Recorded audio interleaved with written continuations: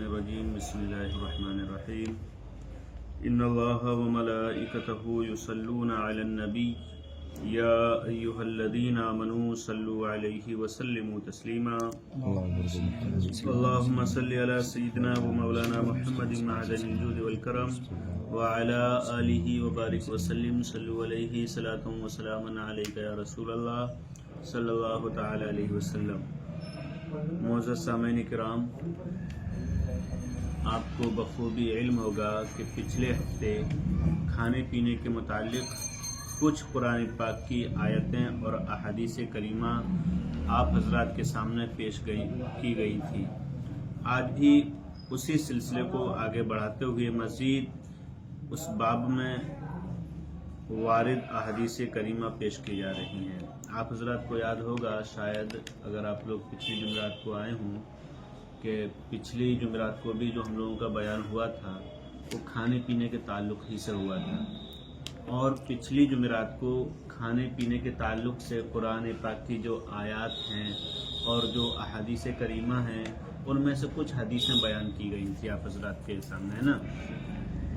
ابن ماجہ کی روایت ہے کہ رسول اللہ صلی اللہ علیہ وسلم نے فرمایا کہ جب دسترخوان چنا جائے کوئی شخص دسترخوان سے نہ اٹھے جب تک دسترخوان نہ اٹھا لیا جائے۔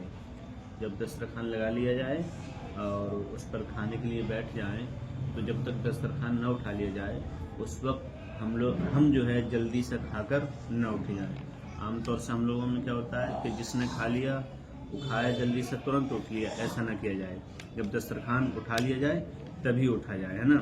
اور کھانے سے ہاتھ نہ کھینچے اگرچہ کھانا کھا چکا ہو جب تک سب لوگ فارغ نہ ہو جائیں، اور اگر ہاتھ روکنا ہی چاہتا ہے تو معذرت پیش کرے، کیونکہ اگر بغیر معذرت کے ہاتھ روک لے گا تو اس کے ساتھ دوسرا شخص جو کھانا کھا رہا ہے شرمندہ ہوگا، وہ بھی ہاتھ کھینچ لے گا اور شاید اس کو ابھی کھانے کی حاجت باقی ہو۔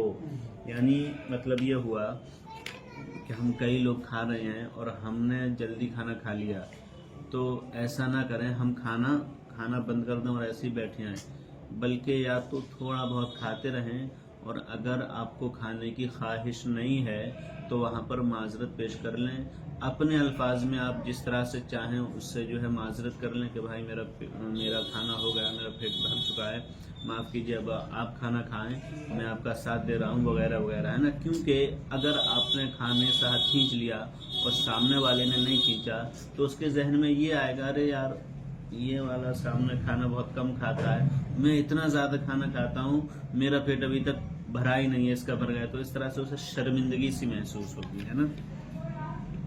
اس لیے اگر کوئی شخص کم فراق ہو تو آہستہ آہستہ تھوڑا تھوڑا کھائے، اور اس کے باوجود بھی اگر جماعت کا ساتھ نہ دے سکے تو معذرت پیش کرے تاکہ دوسروں کو شرمندگی نہ ہو۔ یہاں ایک یہ بھی چیز بتا دی، بہت سے خوراک کا معاملہ ہوتا ہے، کسی کی کم ہوتی ہے کسی کی زیادہ۔ اگر آپ کی خوراک کم ہے اور آپ جو ہے لوگوں کے ساتھ بیٹھ کر کھانا کھا رہے ہیں تو آپ دھیرے دھیرے کھانا کھائیں، تاکہ جو ہے جتنی دیر میں وہ لوگ کھائیں اتنی دیر میں آپ کا بھی کام ہو جائے، اور اگر پھر بھی آپ کا کام ہو گیا تو معذرت کر لیں۔ حضرت سلمان فارسی رضی اللہ تعالی عنہ بیان کرتے ہیں کہ میں نے توریت میں پڑھا تھا کہ کھانے کے بعد وضو کرنا یعنی ہاتھ دھونا اور کلی کرنا برکت ہے۔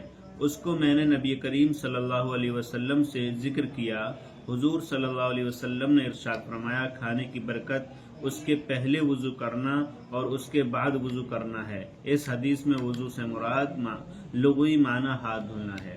یعنی توریت جو ایک آسمانی کتاب ہے، حضرت سلمان فارسی نے اس کتاب میں پڑھا کہ کھانا کھانے کے بعد وضو کرنا، یعنی ہاتھ دھلنا برکت کا معاملہ، برکت آئے گی۔ جب انہوں نے اس چیز کو رسول اللہ صلی اللہ علیہ وسلم کے سامنے پیش کیا تو رسول اللہ صلی اللہ علیہ وسلم نے ارشاد فرمایا کھانا کھانے سے پہلے ہاتھ دھلنا اور کھانا کھانے کے بعد بھی ہاتھ دھلنا برکت کا سبب ہے۔ امام حاکم کی روایت ہے کہ حضور نبی کریم صلی اللہ علیہ وسلم نے ارشاد فرمایا کھانے کے وقت جوتے اتار لو کہ یہ سنت جمیلہ ہے، یعنی کھانا وغیرہ جو ہے جوتے یا چپل پہن کر نہ کھاؤ، کھانا جوتے چپل اتار کر کھانا یہ بہترین سنت ہے، خوبصورت طریقہ ہے۔ اور ایک دوسری روایت میں ہے کہ آپ صلی اللہ علیہ وسلم نے ارشاد فرمایا کھانا رکھا جائے تو جوتے اتار لو کہ اس سے تمہارے پاؤں کے لیے راحت ہے، یعنی جوتا اتار کے کھانا کھانا چاہیے، ہے نا. ایسا نہیں ہے کہ ہم جوتا چپل پہن کر کھانا کھانے لگے.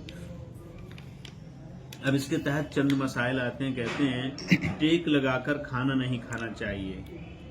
ہم کسی چیز سے ٹک جائیں، دیکھو ایک مجبوری ہوتی ہے تو ایک الگ مسئلہ ہوتا ہے نا.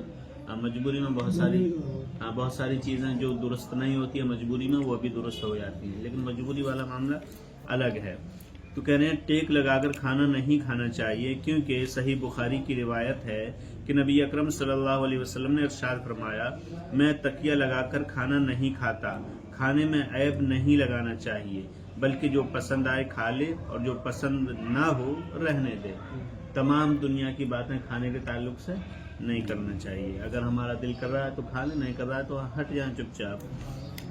امام بخاری اور امام مسلم نے روایت کیا ہے کہ نبی کریم صلی اللہ علیہ وسلم نے کھانے کو جو بھی عیب لگائے، ہے نا، کیا کھانے کو جو بھی عیب لگائے یعنی برا کہے، اگر خواہش ہو کھا لیا ورنہ چھوڑ دیا. جب کسی کے یہاں دعوت میں جائے تو اس بات کا خاص خیال رکھنا چاہیے، کھانے کو برا نہ کہے.